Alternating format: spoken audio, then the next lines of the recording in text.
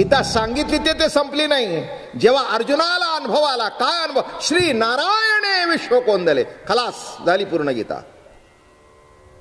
आता नारायणाने विश्व कोंदले हे म्हटल्यानंतर कुणाला मारायचं कुणाला करायचं हा काही नाही, हा फक्त खेळ आहे. हा ही लीला आहे त्यातली.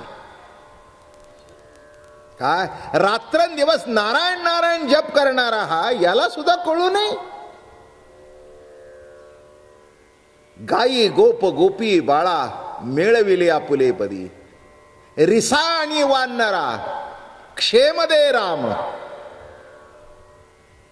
अस्वलांना मिठी मारायची प्रक्रिया मागच्या अवतारच सुरू झाली होती, फक्त लग्न करायची इथे पूर्ण झाली. काय म्हटलं मी? रिसा आणि वानरा क्षेम दे राम. नळ नीळ जांबुवंत बर का, त्याच्यामध्ये वानर होते, त्याच्यामध्ये अस्वल होते, अस्वलनी होत्या, सगळे होते. आणि असं सांगा, एक जीव असा काढा की ज्याच्यामध्ये, किंवा एक अंश असा काढा की ज्याच्यामध्ये ईश्वराचं अस्तित्व नाही. म्हणून लग्न केला त्या दिवशीच अस्वलनीला शिवला का? त्याच्या अगोदर लग्न झालं नव्हतं का? ही लीला लक्षात घ्या. राम अवतारामध्ये होती ती सोडावी लागली आणि इथे अस्वलनीला सुद्धा बायको करून महालात आणली. क्या बात है, इसको बोलता है कृष्ण. मालूम है यही कृष्ण है. अलौकिक आखटीत लीला आहे याची. आणि नारद बिरद बसलेले सगळे, अशी सभा बसलेली. यार का मोठी मजेशीर गोष्ट आहे. आणि मग ही बसलेली इथे देवाजवळ. देवाने तो असा सुंदर हिऱ्याचा हार केला, त्यामुळे त्या अस्वलाच्या गळ्यात असं पांढरं असतं. देवाने तुम्ही बघितलं की नाही, त्या अस्वलाचा असा पांढरा पट्टा असतो. म्हणजे तो कृष्ण. काय हो गुरुजी, बरोबर आहे की नाही माझं? अहो तो आत्ताची केस म्हणजे त्यावेळेला हिऱ्याचा हार घातला होता असा. चक्षुर वय सत्यम. दिसतंय त्या डोळ्याला पांढरं तर नाही कसं म्हणाल? आणि मला काही दिसल्याशिवाय सांगतोय का मी? असे ते घातलेलं वेतलेलं सगळं. आणि नारदाकडे बघून म्हणाले, नारदा तुम्हाला कळलं का? अहो आमची जांबुवंती गाते सुद्धा उत्तम. नारदाने आपला विणा घट्ट पकडला.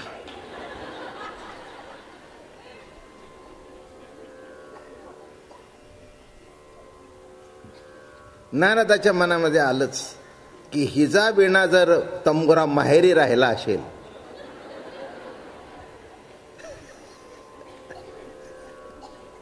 आणि आयत्या टायमाला जर म्हणले की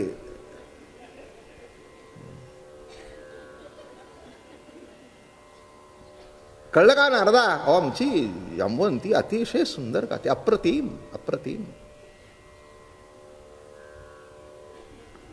आता देवाने म्हटल्यावर म्हणायलाच पाहिजे का त्याचं? नाही म्हणून उपयोग काय? अहो तो गाते म्हटल्यावर कोणीही गाईल. कळलं का? तो गाते म्हटल्यावर कोणीही गाईल. आणि जे गाणारे असतील त्याच्या वेळेला त्यांचा आवाज बसवून टाकेल. काय करील हा बाबा, त्याचंच नाव काय केव्हा करील हे जे सांगता येत नाही, अशी जी शक्ती तिचं नाव कृष्ण. जो नियम नाही, जे चुकीचं आहे ते सुद्धा बरोबर करील, त्याचं नाव कृष्ण. झालं बाबा. आणि सहज जांबुवंती, तुला गाता येतं का?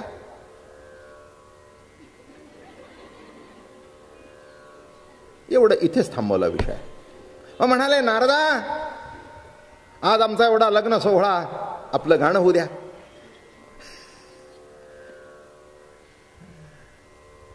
काय नारद आपलं बिस्कत बिस्कत बिस्कत बिस्कत म्हणजे सुरुवात करायला पाहिजे ना. पहिला लहान गवई, मग मोठा गवई.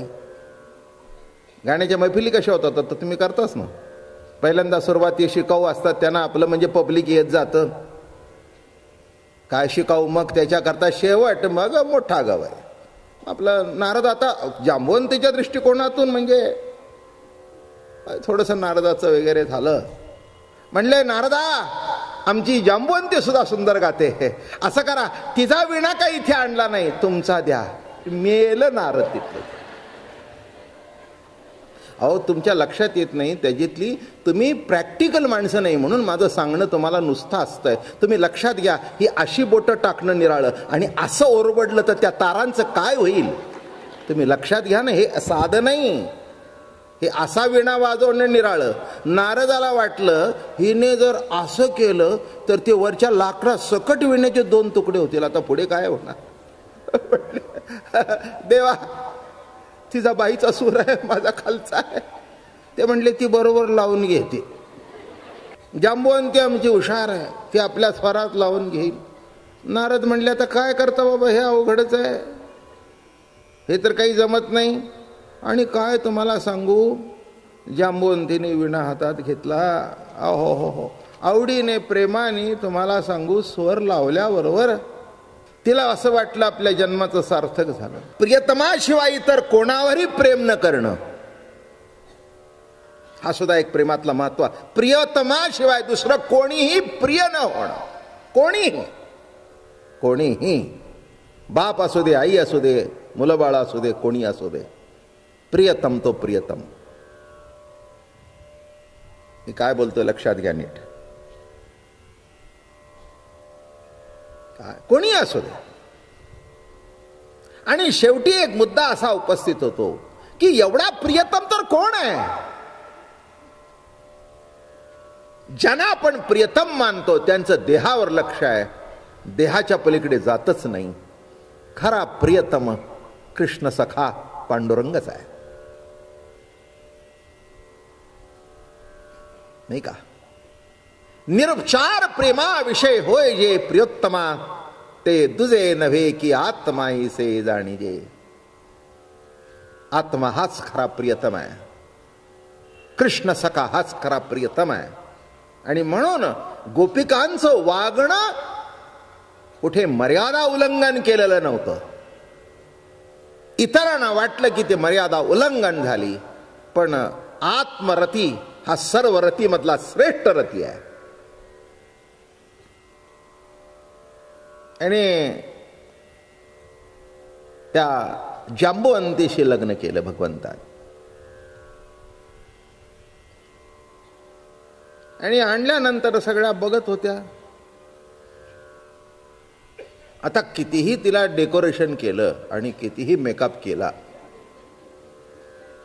तरी तिचं त्या काळ्या तोंडाचं लिपस्टिक काही लाल होणार आहे का.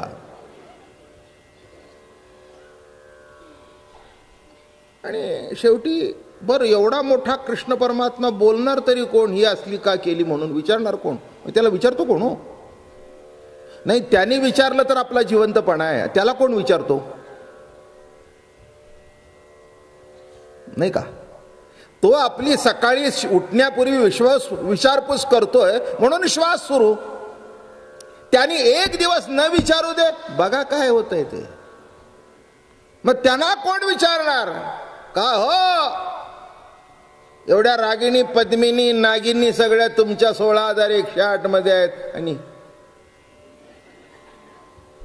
ही काय भानगड आहे, कोण विचारतो त्यात.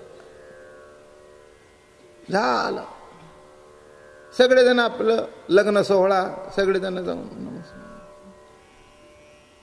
ती अशी कृष्णाकडे बघते, असं असं करते. ते असं करताना त्यांना असं वाटतंय न का म्हणून जर आशीर्वाद डोक्यावर ठेवला तर अख्खी कवटी बाहेर येईल. नाही, यदा कदाचित तिला असं वाटलं जवळ घेऊन आशीर्वाद द्यावा तर काय होईल संबंध. ते लग्न सोहळा वगैरे झालं आणि नारद वगैरे तिथे होते. नारदांना सुद्धा हे काही बरोबर वाटलं नाही. मोठा माणूस असल्यानंतर बोलणं अवघड जातं, पण नारदांना वाटलं हे काय काय काय काय. तोंडाने कोणी बोलत नव्हतं, पण नजरेने एकमेकाकडे बघून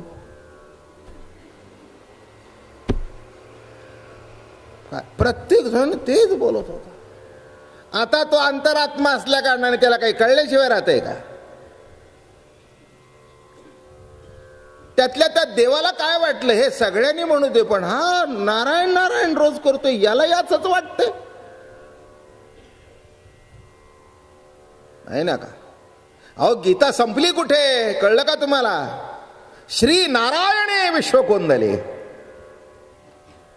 विषय मांडणं निराळं, प्रेम ही अनुभूती आहे आणि त्या प्रेमाचं निरूपण करणं मोठं अवघड आहे. ज्ञान शब्दातून मांडता येतं, प्रेम शब्दातून मांडता येत नाही, कारण हे अनुभवाचे जोगे नव्हे बोलायचे.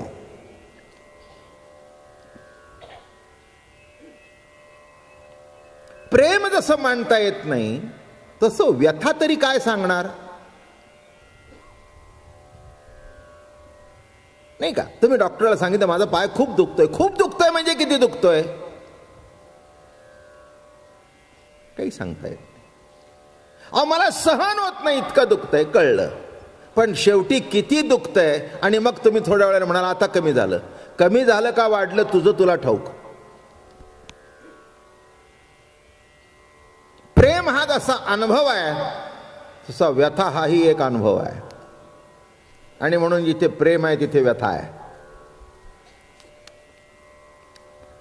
हा एक मुद्दा लक्षात घ्या, काल आपल्या पुढे मांडलेला आहे. गोड व्यथा आहे, पण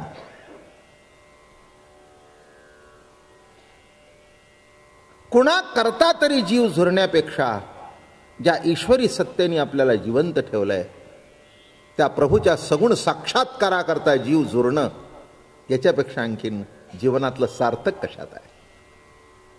जीव झुरे तुझ साठी,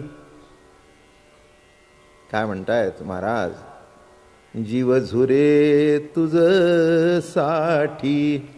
पांडुरंगा तुझ्या करता रे माझा जीव झुरतो, नाही का? स्त्री करता जीव झुरला तर त्याला कामी म्हणावं, पैशा करता झुरलं तर त्याला लोभी म्हणावं, नाही का? पण प्रभू करता जेव्हा जीव झुरतो तेव्हा त्याला काय म्हणावं, नाही का? ते झुरणं सुद्धा भक्तीचीच अवस्था आहे. जीव झुरे तुझ साठी. आणि सर्व संतांचे जीव जेव्हा झुरले तेव्हाच तो प्रेम बोध त्यांच्या हृदयामध्ये ठसला.